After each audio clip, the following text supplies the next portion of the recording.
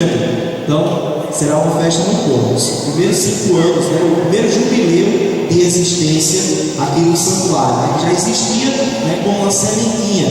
Então, nós vamos ter os dias 3, 4 e 5 de outubro, 3 dias de festa aqui no santuário, sempre no horário da noite, tá certo?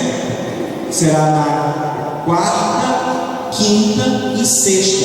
E aí na sexta-feira, dia Santa Faustina, será uma noite de cura e libertação, tá certo? Com adoração ao Santíssimo. Então, já vá avisando ao pessoal. E aí a gente não tem domingo por conta da eleição. Então tem a missa também, que eu preciso viajar também para a minha cidade, para exercer também a minha cidadania, né, para votar, tá certo? Então aí a gente não tem no primeiro domingo a missa, tá certo? Mas aí fica dia 3, 4 e 5 de outubro, festa de Santa Faustina, no Santuário Diocesano da Misericórdia. Tá certo?